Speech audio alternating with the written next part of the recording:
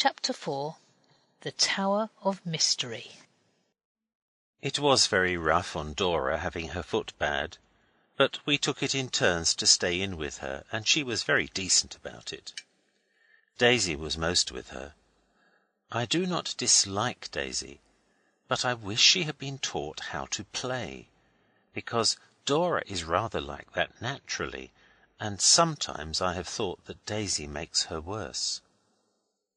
I talked to Albert's uncle about it one day when the others had gone to church and I did not go because of earache, and he said it came from reading the wrong sort of books partly. She has read Ministering Children, and Anna Ross or The Orphan of Waterloo, and Ready Work for Willing Hands, and Elsie or Like a Little Candle, and even a horrid little blue book about the something or other of little sins. After this conversation Oswald took care she had plenty of the right sort of books to read, and he was surprised and pleased when she got up early one morning to finish Monte Cristo. Oswald felt that he was really being useful to a suffering fellow creature when he gave Daisy books that were not all about being good. A few days after Dora was laid up, Alice called a council of the Wouldbegoods, and Oswald and Dicky attended with darkly clouded brows. Alice had the minute book, which was an exercise book that had not much written in it. She had begun at the other end. I hate doing that myself, because there is so little room at the top compared with right way up. Dora and a sofa had been carried out onto the lawn, and we were on the grass. It was very hot and dry. We had sherbet. Alice read. Society of the Wouldbegoods. We have not done much. Dicky mended a window, and we got the milk pan out of the moat that dropped through where he mended it. Dora, Oswald, Dicky and me got upset in the moat. This was not goodness. Dora's foot was hurt. We hope to do better next time. Then came Noel's poem. We are the Wouldbegood Society. We are not good yet, but we mean to try. And if we try, and if we don't succeed, it must mean we are very bad indeed. This sounded so much righter than Noel's poetry generally does, that Oswald said so, and Noel explained that Denny had helped him. He seems to know the right length for lines of poetry. I suppose it comes of learning so much at school, Noel said. Then Oswald proposed that anyone should be allowed to write in the book if they found out anything good that anyone else had done, but not things that were public acts, and nobody was to write about themselves or anything other people told them, only what they found out. After a brief jaw the others agreed, and Oswald felt, not for the first time in his young life, that he would have made a good diplomatic hero to carry dispatches and outwit the other side. For now he had put it out of the minute book's power to be the kind of thing readers of Ministering Children would have wished. And if anyone tells other people any good thing he's done, he is to go to Coventry for the rest of the day. And Denny remarked, we shall do good by stealth, and blush to find it shame. After that, nothing was written in the book for some time. I looked about, and so did the others, but I never caught anyone in the act of doing anything extra, although several of the others have told me since of things they did at this time, and really wondered nobody had noticed. I think I said before that when you tell a story you cannot tell everything. It would be silly to do it, because ordinary kinds of play are dull to read about, and the only other thing is meals, and to dwell on what you eat is greedy and not like a hero at all. A hero is always contented with a venison pasty and a horn of sack. All the same, the meals were very interesting, with things you do not get at home. Lent pies with custard and currants in them, sausage rolls and fleed cakes and raisin cakes and apple turnovers and honeycomb and syllabubs, besides as much new milk as you cared about, and cream now and then, and cheese always on the table for tea.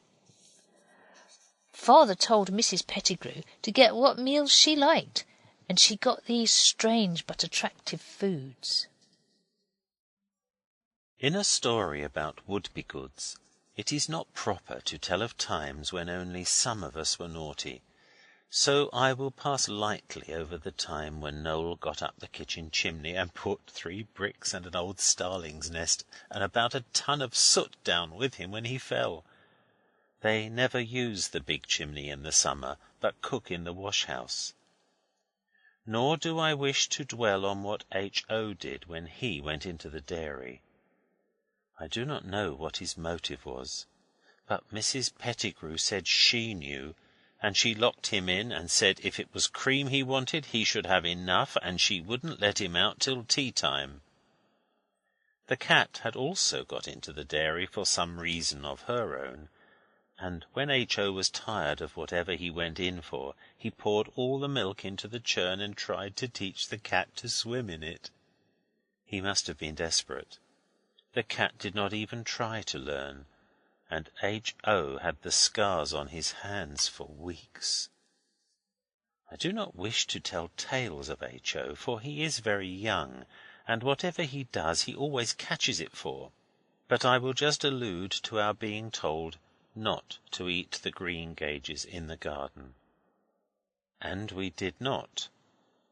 And whatever H.O. did, it was Noel's fault, for Noel told H.O. that greengages would grow again all right if you did not bite as far as the stone, just as wounds are not mortal except when you are pierced through the heart. So the 2 of them bit bites out of every greengage they could reach, and of course the pieces did not grow again. Oswald did not do these things, but then he is older than his brothers.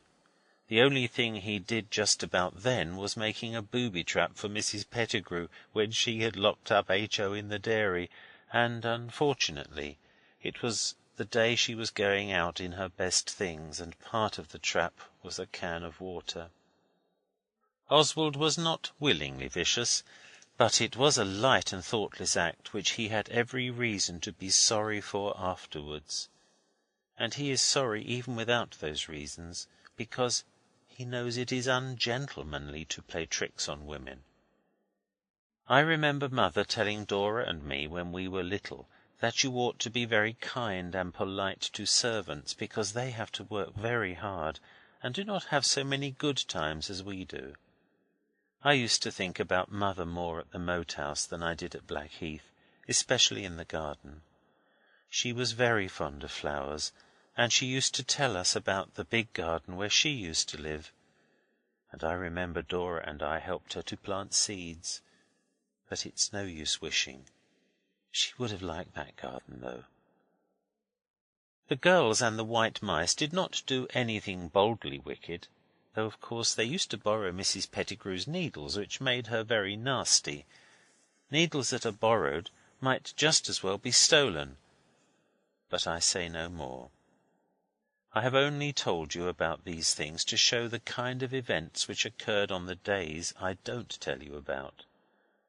On the whole, we had an excellent time. It was on the day that we had the pillow fight that we went for the long walk, not the pilgrimage. That is another story. We did not mean to have a pillow fight. It is not usual to have them after breakfast, but Oswald had come up to get his knife out of the pocket of his Etons to cut some wire we were making rabbit snares of. It is a very good knife, with a file in it, as well as a corkscrew and other things. And he did not come down at once, because he was detained by having to make an apple pie bed for Dicky. Dicky came up after him to see what we was up to, and when he did see, he buzzed a pillow at Oswald, and the fight began. The others, hearing the noise of battle from afar, hastened to the field of action, all except Dora, who couldn't because of being laid up with her foot, and Daisy because she is a little afraid of us still when we are all together. She thinks we are rough. This comes of having only one brother. Well, the fight was a fine one. Alice backed me up, and Noel and H.O. backed Dicky, and Denny heaved a pillow or two, but he cannot shy straight, so I don't know which side he was on. And just as the battle raged most fiercely, Mrs. Pettigrew came in and snatched the pillows away and shook those of the warriors who were small enough for it. She was rough, if you like. She also used language I should have thought she would be above. She said, "Drat you!" and "Drabbit you!" The last is a thing I have never heard said before. She said, "There's no peace of your life with you children, drat your antics, and that poor dear patient gentleman right underneath with his headache and his handwriting, and you rampaging about over his head like young bull calves. I wonder you haven't more sense, a great girl like you." She said this to Alice, and Alice answered gently, as we are told to do, "I really am awfully sorry. We forgot about the headache. Don't be cross, Mrs. Pettigrew. We didn't mean to. We didn't think." "You never do," she said, and her voice, though grumpy, was no longer violent. "Why on earth you can't take yourselves off for the day, I don't know." We all said, "But may we?" She said, "Of course you may. Now put on your boots and go for a good long walk, and I tell you what, I'll put you up a snack and you can have an egg to your tea to make up for missing your dinner. Now, don't go clattering about the stairs and passages, there's good children. See if you can't be quiet this once, and give the good gentleman a chance with his copying." She went off. Her bark is worse than her bite. She does not understand anything about writing books, though. She thinks Albert's uncle copies things out of printed books when he's really writing new ones. I wonder how she thinks printed books get made first of all. Many servants are like this. She gave us the snack in a basket and 6pence to buy milk with. She said any of the farms would let us have it, only most likely it would be skim. We thanked her politely, and she hurried us out of the front door as if we'd been chickens on a pansy bed. I did not know till after I had left the farm gate open and the hens had got into the garden that these feathered bipeds display great partiality for the young buds of plants of the genus Viola, to which they are extremely destructive. I was told that by the gardener. I looked it up in the gardening book afterwards to be sure he was right. You do learn a lot of things in the country. We went through the garden as far as the church, and then we rested a bit in the porch, and just looked into the basket to see what the snack was. It proved to be sausage rolls and queen cakes, and a Lent pie in a round tin dish, and some hard-boiled eggs and some apples. We all ate the apples at once, so as not to have to carry them about with us. The churchyard smells awfully good. It is the wild thyme that grows on the graves. This is another thing we did not know before we came into the country. Then the door of the church tower was ajar, and we all went up. It had always been locked before when we had tried it. We saw the ringer's loft, where the ends of the bell ropes hang down with long furry handles to them, like great caterpillars, some red and some blue and white, but we did not pull them. And then we went up to where the bells are, very big and dusty among large dirty beams, and 4 windows with no glass, only shutters like Venetian blinds, but they won't pull up. There were heaps of straw and sticks on the window ledges. We think they were owls' nests, but we did not see any owls. Then the tower stairs got very dark and narrow, and we went on up, and we came to a door and opened it suddenly, and it was like being hit in the face, the light was so sudden. And there we were on the top of the tower, which is flat, and people have cut their names on it, and a turret at one corner, and a low wall all round, up and down, like castle battlements. And we looked down and saw the roof of the church, and the leads, and the churchyard, and our garden, and the moat house, and the farm, and Mrs. Simpkins's cottage, looking very small, and other farms looking like toy things out of boxes, and we saw cornfields and meadows and pastures. Pasture is not the same thing as a meadow, whatever you may think.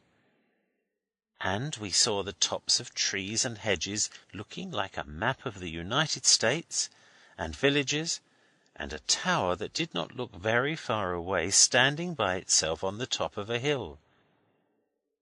Alice pointed to it and said, "What's that?" "It's not a church," said Noel, "because there's no churchyard. Perhaps it's a tower of mystery that covers the entrance to a subterranean vault with treasure in it." Dicky said subterranean fiddlestick and a waterworks more likely. Alice thought that perhaps it was a ruined castle, and the rest of its crumbling walls were concealed by ivy, the growth of years. Oswald could not make up his mind what it was, so he said, "Let's go and see. We may as well go there as anywhere." So we got down out of the church tower and dusted ourselves and set off. The Tower of Mystery showed quite plainly from the road, now we knew where to look for it, because it was on top of a hill. We began to walk, but the tower did not seem to get any nearer, and it was very hot. So we sat down in a meadow where there was a stream in the ditch and ate the snack. We drank the pure water from the brook out of our hands, because there was no farm to get milk at just there, and it was too much fag to look for one. And besides, we thought we might as well save the sixpence. Then we started again, and still the tower looked as far off as ever. Denny began to drag his feet, though he had bought a walking stick which none of the rest of us had, and said, "I wish a cart would come along. We might get a lift." He knew all about getting lifts, of course, from having been in the country before. He is not quite the white mouse we took him for at first. Of course, when you live in Lewisham or Blackheath you learn other things. If you asked for a lift in Lewisham High Street, your only reply would be jeers. We sat down on a heap of stones and decided that we would ask for a lift from the next cart, whichever way it was going. It was while we were waiting that Oswald found out about plantain seeds being good to eat. When the sound of wheels came, we remarked with joy that the cart was going towards the Tower of Mystery. It was a cart a man was going to fetch a pig home in. Denny said, "I say, you might give us a lift, will you?" The man, who was going for the pig, said, "What, all that little lot?" But he winked at Alice, and we saw that he meant to aid us on our way. So we climbed up, and he whipped up the horse and asked us where we were going. He was a kindly old man, with a face like a walnut shell, and white hair and beard like a jack-in-the-box. "We want to go to the tower," Alice said. "Is it a ruin or not?" "It ain't no ruin," the man said. "No fear of that. The man what built it, he left so much a year to be spent on repairing of it. Money that might have put bread in honest folks' mouths." We asked if it was a church then, or not. "Church?" he said. "Not it. It's more of a tombstone from all I can make out. They do say there was a curse on him that built it, and he wasn't to rest in earth or sea. So he's buried halfway up the tower, if you can call it buried." "Can you go up it?" Oswald asked. "Lord love you, yes. A fine view from the top, they say. I've never been up myself, though I've lived in sight of it, man and boy, these 63 years, come harvest." Alice asked whether you had to go past the dead and buried person to get to the top of the tower, and could you see the coffin. "No, no," the man said. "That's all hid away behind a slab of stone, that is, with reading on it. You've got no call to be afraid, missy. It's daylight all the way up, but I wouldn't go there after dark, so I wouldn't. It's always open, day and night, and they say tramps sleep there now and again. Anyone who likes can sleep there, but it wouldn't be me." We thought that it would not be us either, but we wanted to go more than ever, especially when the man said, "My own great uncle of the mother's side, he was one of the masons that set up the stone slab. Before then it was thick glass, and you could see the dead man lying inside, as he'd left it in his will. He was lying there in a glass coffin, with his best clothes, blue satin and silver, my uncle said, such as was all the go in his day, with his wig on, and his sword beside him, what he used to wear. My uncle said his hair had grown out from under his wig, and his beard was down to the toes of him. My uncle, he always upheld that the dead man was no deader than you and me, but was in a sort of fit, a transit, I think they call it, and looked for him to waken into life again some day. But the doctor said not. It was only something done to him like Pharaoh in the Bible before he was buried. Alice whispered to Oswald that we shouldn't be late for tea, and wouldn't it be better to go back now directly? But he said, "If you're afraid, say so, and you needn't come in anyway, but I'm going in." The man who was going for the pig put us down at a gate quite near the tower. At least it looked so until we began to walk again. We thanked him, and he said, "Quite welcome," and drove off. We were rather quiet going through the wood. What we had heard made us very anxious to see the tower, all except Alice, who would keep talking about tea, though not a greedy girl by nature.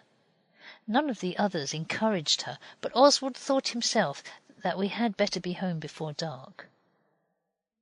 As we went up the path through the wood, we saw a poor wayfarer with dusty bare feet sitting on the bank. He stopped us and said he was a sailor, and asked for a trifle to help him to get back to his ship. I did not like the look of him much myself, but Alice said, "Oh, the poor man, do let's help him, Oswald." So we held a hurried council and decided to give him the milk sixpence. Oswald had it in his purse, and he had to empty the purse into his hand to find the sixpence, for that was not all the money he had by any means. Noel said afterwards that he saw the wayfarer's eyes fasten greedily upon the shining pieces as Oswald returned them to his purse. Oswald has to own that he purposely let the man see that he had more money, so the man may not feel shy about accepting so large a sum as sixpence. The man blessed our kind hearts, and we went on. The sun was shining very brightly, and the Tower of Mystery did not look at all like a tomb when we got to it.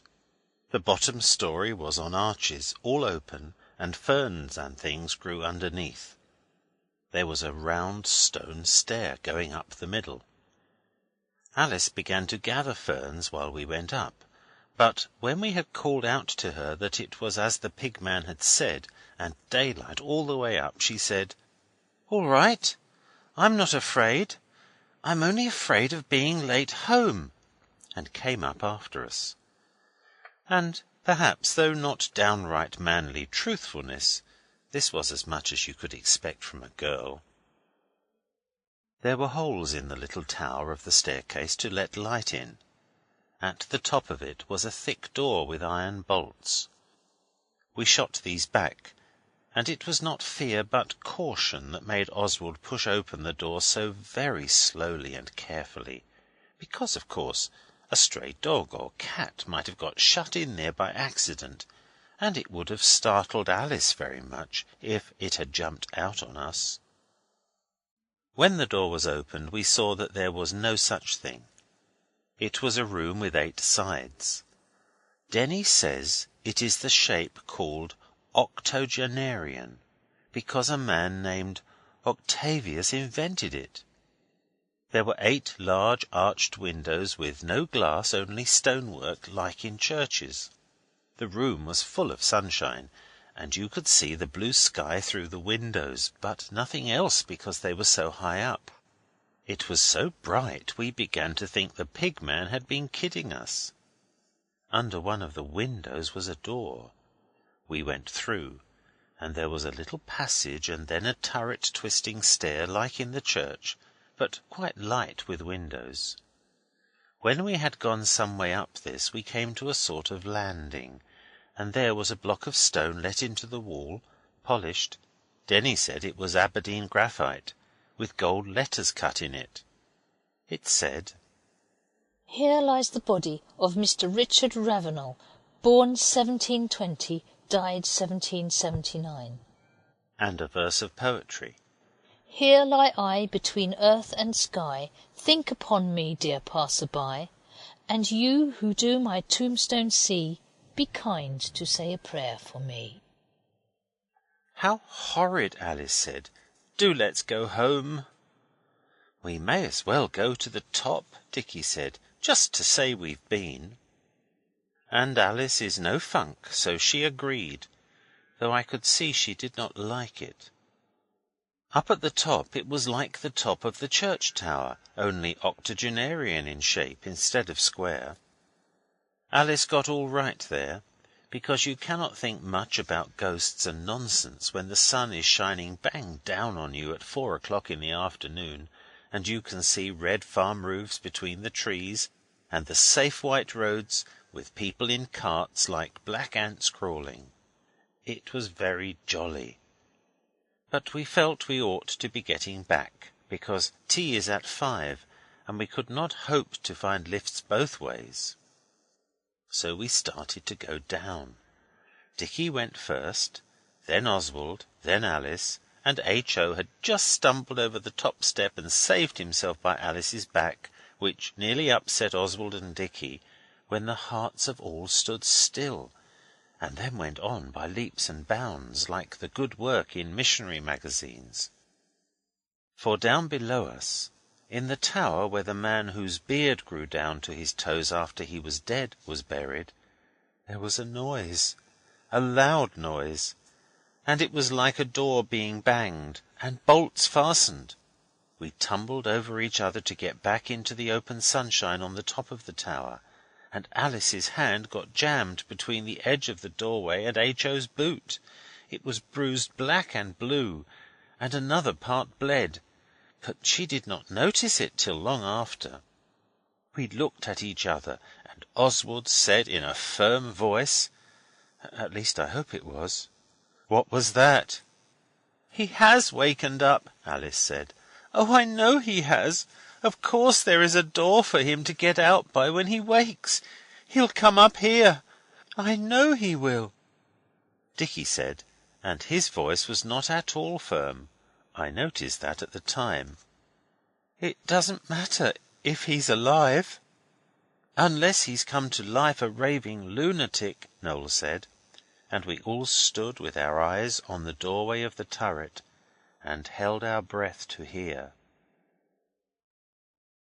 But there was no more noise. Then Oswald said, and nobody ever put it in the Golden Deed book, though they own that it was brave and noble of him, he said, "Perhaps it was only the wind blowing one of the doors to. I'll go down and see if you will, Dick." Dicky only said, "The wind doesn't shoot bolts." "A bolt from the blue," said Denny to himself, looking up at the sky. His father is a sub-editor. He had gone very red, and he was holding on to Alice's hand. Suddenly he stood up quite straight and said, "I'm not afraid. I'll go and see." This was afterwards put in the Golden Deed book. It ended in Oswald and Dicky and Denny going. Denny went first because he said he would rather, and Oswald understood this and let him go. If Oswald had pushed first, it would have been like Sir Lancelot refusing to let a young knight win his spurs. Oswald took good care to go second himself, though. The others never understood this. You don't expect it from girls. But I did think Father would have understood without Oswald telling him, which of course he never could. We all went slowly. At the bottom of the turret stairs we stopped short, because the door there was bolted fast and would not yield to shoves, however desperate and united. Only now somehow we felt that Mr. Richard Ravenel was all right and quiet, but that someone had done it for a lark, or perhaps not known about anyone being up there. So we rushed up, and Oswald told the others in a few hasty but well-chosen words, and we all leaned over between the battlements and shouted, "Hi, you there!" Then, from under the arches of the quite downstairs part of the tower, a figure came forth, and it was the sailor who had had our milk sixpence. He looked up, and he spoke to us.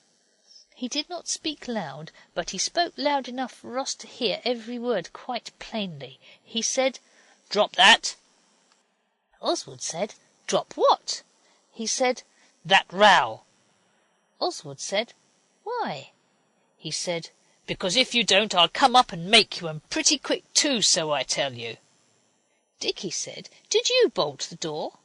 The man said, "I did so, my young cock." Alice said, and Oswald wished to goodness she had held her tongue, because he saw right enough the man was not friendly, "Oh, do come and let us out, do please."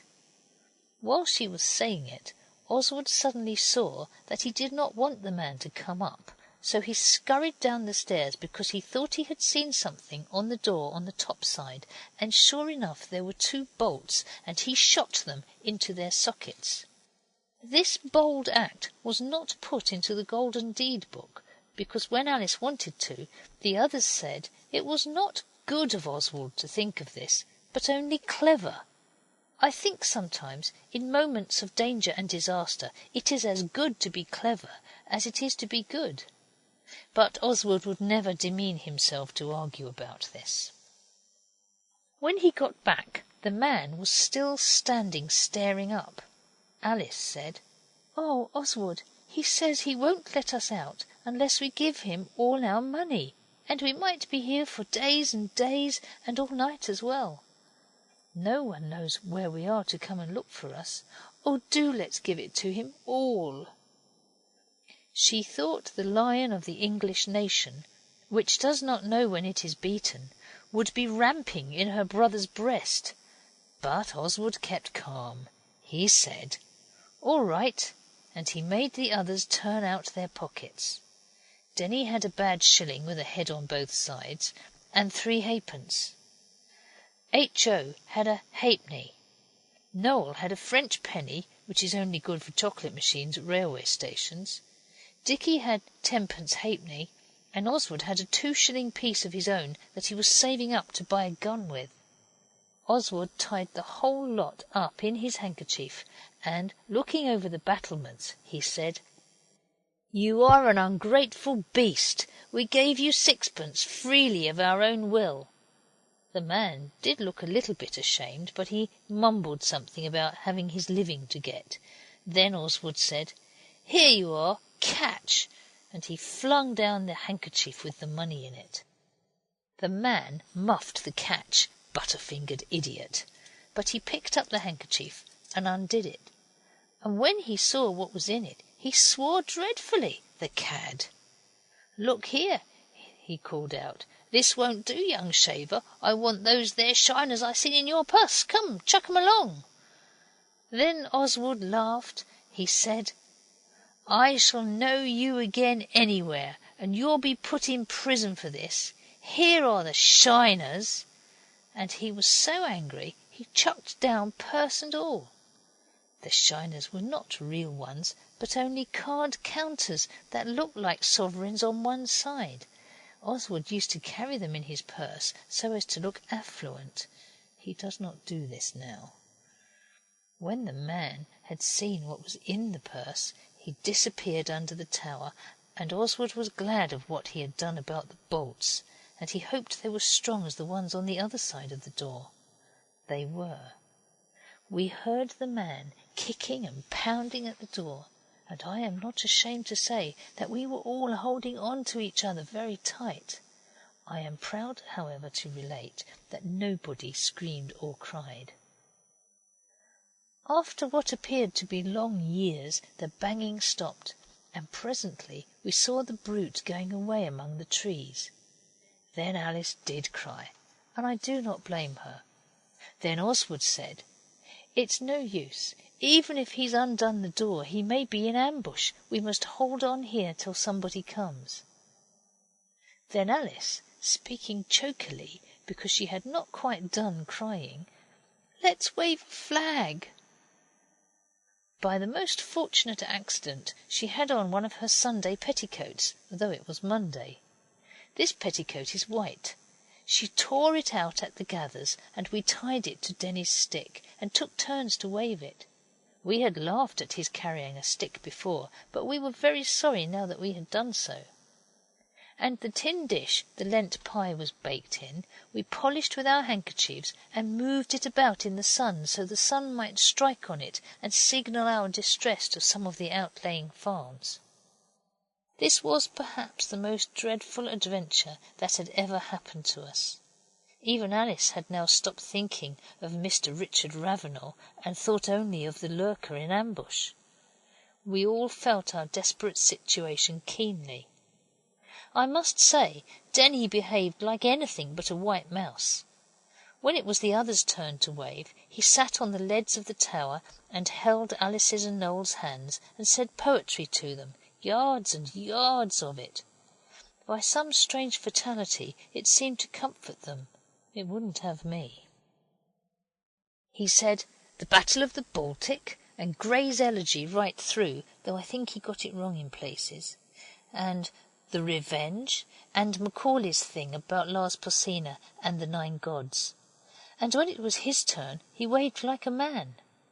I will try not to call him a white mouse any more. He was a brick that day and no mouse.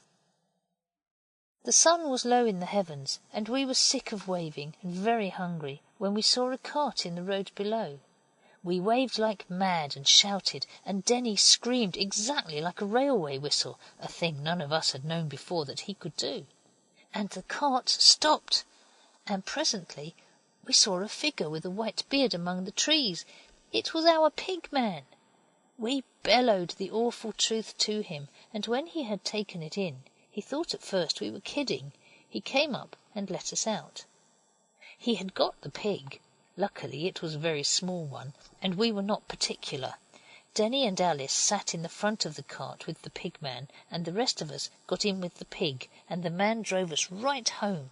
You may think we talked it over on the way. Not us. We went to sleep among the pig, and before long the pig man stopped and got us to make room for Alice and Denny. There was a net over the cart. I was never so sleepy in my life, though it was not more than bedtime. Generally, after anything exciting, you are punished. But this could not be, because we had only gone for a walk, exactly as we were told. There was a new rule made, though. No walks except on the high roads, and we were always to take Pincher and either Lady the Deerhound or Martha the Bulldog. We generally hate rules, but we did not mind this one. Father gave Denny a gold pencil case because he was first to go down into the tower. Oswald does not grudge Denny this, though some might think he deserved at least a silver one. But Oswald is above such paltry jealousies. End of chapter 4. Read by Alan and Hazel Chant of Tunbridge in Kent, England.